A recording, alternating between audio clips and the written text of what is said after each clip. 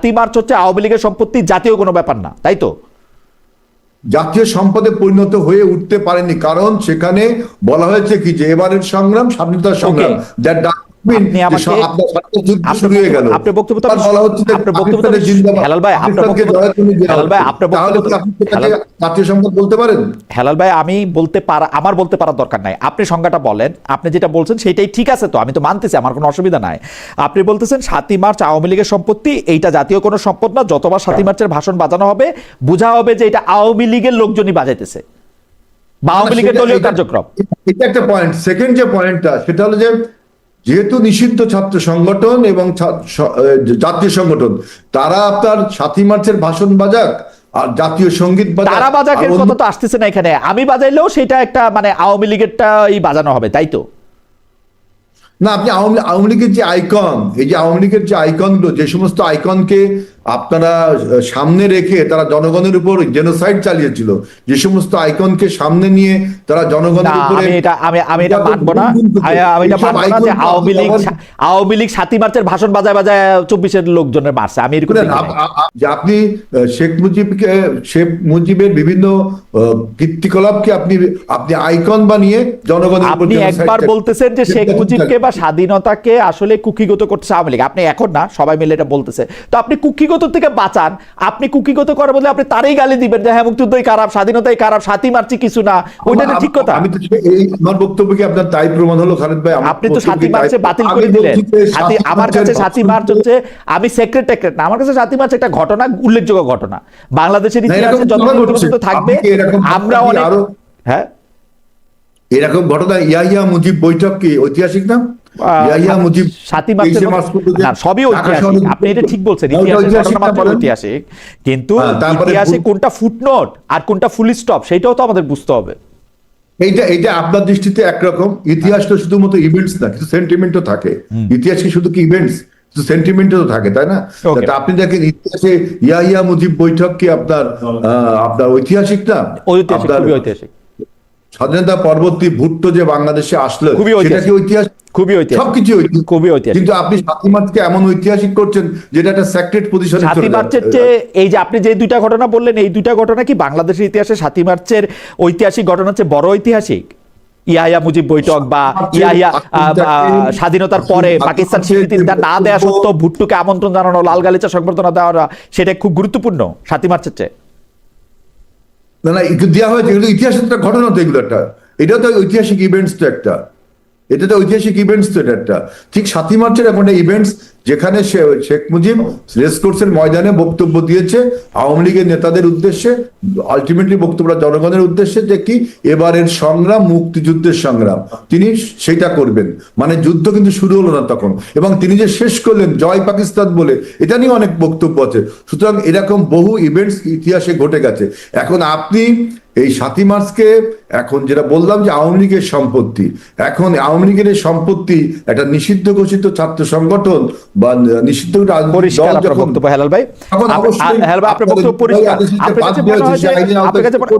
তাহলে তো ঠিকই আছে।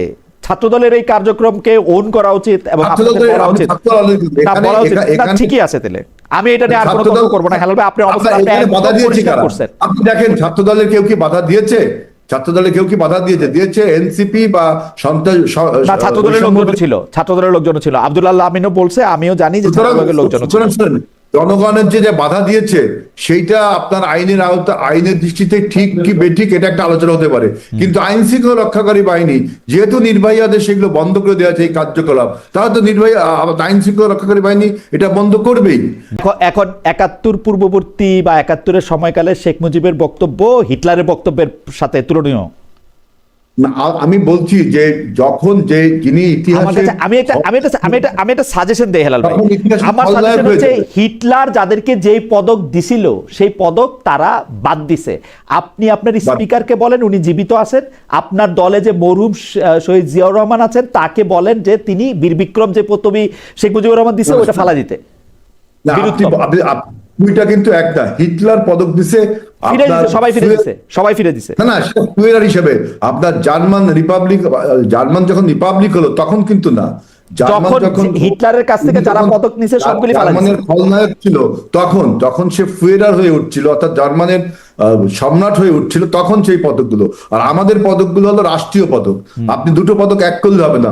ওটা হিটলার তার ওই যে আপনার যখন ফুয়েরার হয়ে উঠলো, তখন তিনি মানুষকে খুশি করার জন্য কথা আগায় আপনি জিতছেন, আমি পরাজয় স্বীকার করে আপনার কথা আগায় দেওয়া হয়েছে। আমার মনে হয় আপনি ঠিকই বলছেন যে সে এখন 7 মার্চের ভাষণ বাজাইলে আপনি কখনো অন করতে পারবেন না। এই ফ্যাসিবাদী আইকনগুলোকে আপনি অন করতে পারবেন? ঠিক আছে, এই যে আমি পারবো কিনা সেটা অন্য প্রশ্ন, আপনি পারতেছেন না এটা আমি আমি শেখ হাসিনার কার্যক্রমের জন্য শেখ মুজিবুর রহমানের 71-72 কার্যক্রম নেওয়া বা 71-72 পদক নেওয়া তাকে ফ্যাসিবাদ আমি তারে বলতে পারবো না। তিনি কিন্তু এগুলো সামনে আনছেন। শেখ হাসিনা তো শেখ মুজিবের সেগুলি উনি ব্যবহার করছে, সে ব্যবসা করছে, আমি সেই ব্যবসাটা করি না, আমার তো ব্যবসা করার দরকার নেই, সেগুলি নিয়ে সে ব্যবসা করছে, আমি চাইছি এই ব্যবসা বন্ধ। হ্যাঁ, সেজন্য আপনার নেমেসিসটা, শাস্তিটা, পরিণতিটা এইরকমই হবে। 7 মার্চের ভাষণ ঐতিহাসিক, মানে ইতিহাসে যে সমস্ত ঘটনা ঘটে সবই ঐতিহাসিক, কিন্তু আপনি যেভাবে ঐতিহাসিক বলে 3 আলিফ টান দেন, সেই ঐতিহাসিক কিন্তু 7 মার্চের ভাষণ না। 7 মার্চের ভাষণ নিয়ে যদি আমরা তদন্ত করি, কাটাছেড়া করি, তাহলে অনেক কিছু বেরিয়ে আসবে, থলের বেড়াল অনেক কিছু বেরিয়ে আসবে। 7 মার্চের ভাষণের ফলে বাংলাদেশের মুক্তিযুদ্ধ শুরু হয়েছিল এমন কোনো তথ্য প্রমাণ দিতে পারবেন না। 7 মার্চের ভাষণের শেষে জয় পাকিস্তান বলেও কিন্তু বলা হয়েছিল। এই আলোচনায় আমি বলি, আপনার ডক্টর ইউনূস সরকার আইন করেছিল যে আপনার শেষ বিচার না হওয়া পর্যন্ত এই মাফিয়াদের আওয়ামী লীগ দলীয়ভাবে কার্যক্রম নিষিদ্ধ থাকবে, এবং ছাত্রলীগের কার্যক্রম আগেই নিষিদ্ধ ছিল। এখন তারা যদি আপনার সেই কার্যক্রম করতে যায়, 7 মার্চের ভাষণকে ব্যবহার করছে। এখন আপনি 7 মার্চের ভাষণকে এমন একটা সিক্রেট পজিশন দিচ্ছেন, একটা ঐশ্বরিক পজিশন দিচ্ছেন যে ওটা বাজালে কোনো দোষ হবে না। আপনি মনে রাখবেন 7 মার্চের ভাষণ কিন্তু আমি পরিষ্কার হতে যাচ্ছি, 7 মার্চের ভাষণ বাজালে দোষ হবে কিনা, আমি সেটা বলছি, দোষ হবে কিনা। 7 মার্চের ভাষণ কিন্তু বাংলাদেশের সম্পদ না, এটা আওয়ামী লীগের একান্ত সম্পদ, আওয়ামী লীগের সম্পদ, বাংলাদেশের সম্পদ না, বাংলাদেশের সম্পদ না, এটা আওয়ামী লীগের সম্পত্তি। সেটার জন্য তার যদি আপনি বিচার করেন বা দোষ দেন, সেটা আওয়ামী লীগকে তার উত্তর দিতে হবে। যে 7 মার্চের যে ইতিহাসে এরকম অনেক ঘটনা ঘটেছে, আপনার ওইটার অত গুরুত্বও নাই। 48 সাল থেকে 71 পর্যন্ত স্বাধীনতা যুদ্ধে অনেক ঘটনা ঘটেছে, সবই ঐতিহাসিক।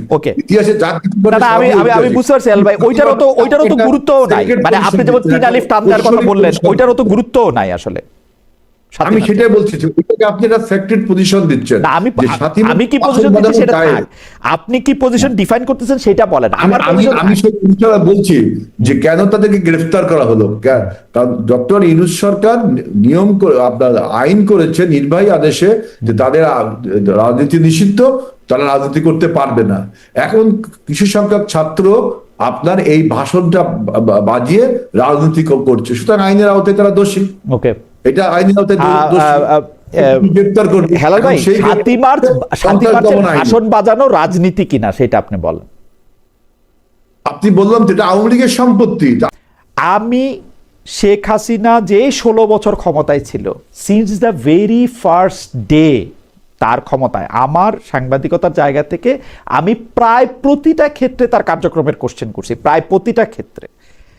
এখন আমি যদি 7 মার্চের ভাষণ এবং 2018 সালে উনি এই ইলেকশন করার পরে আমি বাংলাদেশেই থাকি নাই, আমাকে প্রবাসে চলে যেতে হয়েছিল আমার ইচ্ছার বিরুদ্ধে, মানে আমার খুব মজা থেকে না, এই 7 মার্চের ভাষণটা যদি আমি বাজাইতে চাই, আমাকে কি গ্রেফতার করা হবে? বা আমি কিভাবে বাজাবো এটা? আপনি আমাকে কিভাবে বুঝবেন যে আমি এখন আওয়ামী লীগের লোক না?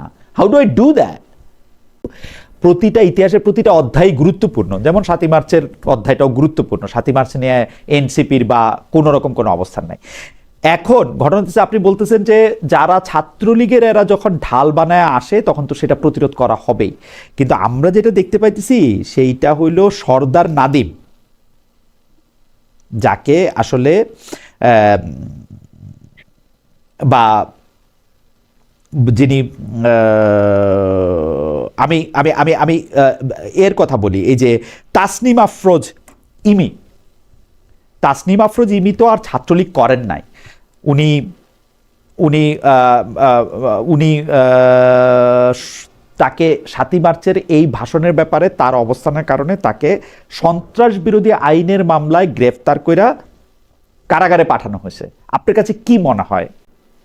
আচ্ছা, এটা আমি বলে ফেলি, এটা হচ্ছে মানে এটা গ্রেফতার করা হবে কি হবে না, এটা তো হেলাল ভাই ভালো বলতে পারবে যে আপনি এই পজিশনের কারণে গ্রেফতার করা হবে কি হবে না। হেলাল ভাই, 1-11 বলে আমরা যে জিনিসটা চিনি, তার অন্যতম কুশীলব -2 ষড়যন্ত্রের হোতা হিসাবে যাদের নাম আলোচিত, তাদের অন্যতম 2জন সামরিক কর্মকর্তাকে গ্রেফতার করা হয়েছে। একজন জেনারেল মাসুদউদ্দিন চৌধুরী, আরেকজন জেনারেল শেখ মামুন খালেদ, দুজনেই লেফটেন্যান্ট জেনারেল অবশ্য। তো অনেকেই এটা বলতেছেন যে এটা জনাব তারেক রহমানের 1-11-এর এগেনস্টে প্রতিরোধ মিশন, এবং এইটাও বলতেছেন যে এইটা করে বাংলাদেশে যে নজির স্থাপন করা হইতেছে, তার ফলে কোনো এক সময় কোনো এক সরকার বা কোনো এক ক্ষমতা দখলকারী কেউ যদি মনে করে 5 আগস্ট পরবর্তী সময়কারও এই রকম করা হবে, তাহলে তাদেরকে আসলে ঠেকানো যাবে না, বা মানে সেইটাও একটা খুবই বাংলাদেশের ললাট লিখন হয়ে রয়েছে। আমার প্রশ্নের 2টা ভাগ।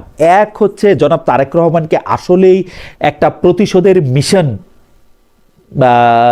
মধ্যে আছেন, মানে 2, এইটা ভবিষ্যতের কোনো একটা প্যান্ডোরার বাক্স আসলে খুলতে পারে কিনা। হেলাল ভাই, প্রথমে আপনি যেহেতু এই 1-11-এর বিষয়টা তুললেন, এইটা আমাদের মাননীয় প্রধানমন্ত্রীর হিংসা প্রতিহিংসার বিষয় না।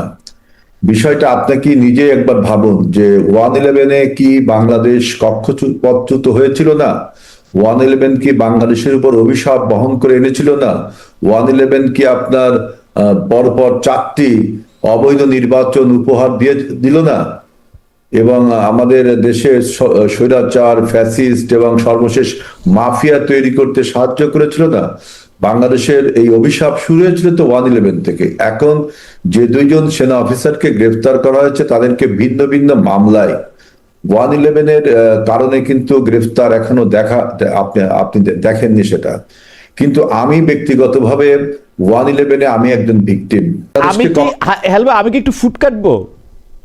অবশ্যই অবশ্যই। আচ্ছা, সেইটা হচ্ছে যে 1-11 কি বাংলাদেশকে কক্ষচ্যুত করেছিল কিনা, আমি যদি বলি না, যদি আপনি 1-11-কে কক্ষচ্যুত করেছিল কিনা আপনি যদি সেই কথা বলেন, 1-11-এর দায় সম্পূর্ণভাবে বিএনপির।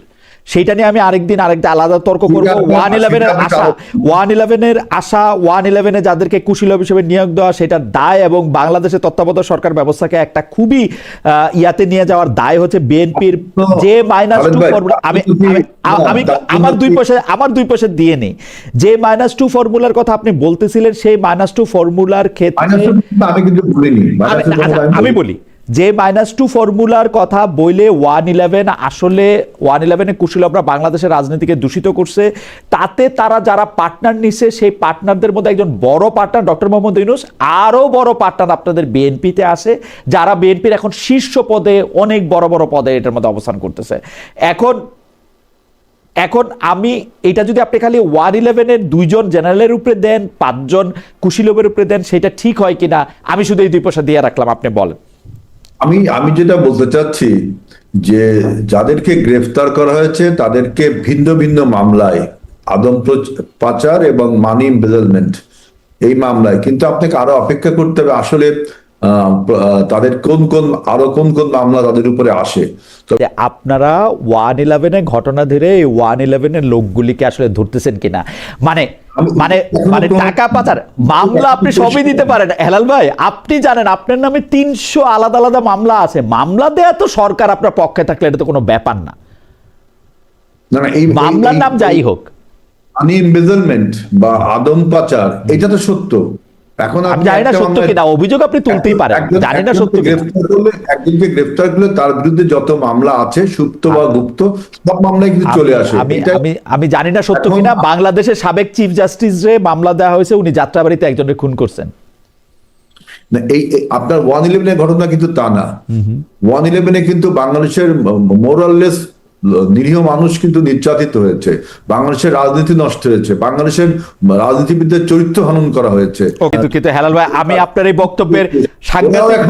বক্তব্যের সাংঘাতিক প্রতিবাদ জানায় রাখলাম, কারণ আমি এরকম একটা বাংলাদেশ দেখতে চাই, সেই যেই বাংলাদেশের মধ্যে জামায়াতে ইসলামী আসলে সবচেয়ে সুন্দর করে স্বাধীনতা দিবসে শ্রদ্ধাঞ্জলি, পুষ্পাঞ্জলি এগুলো অর্পণ করবে। ওই আপনি তাহলে ওই যে সেই সেকেন্দার শাহ ভূমিকা অবতীর্ণ হয়েছে। না, কারণ আমি চাই যে আমি তো এই ডিভিশন আজীবন বজায় থাকুক, এটা চাই না।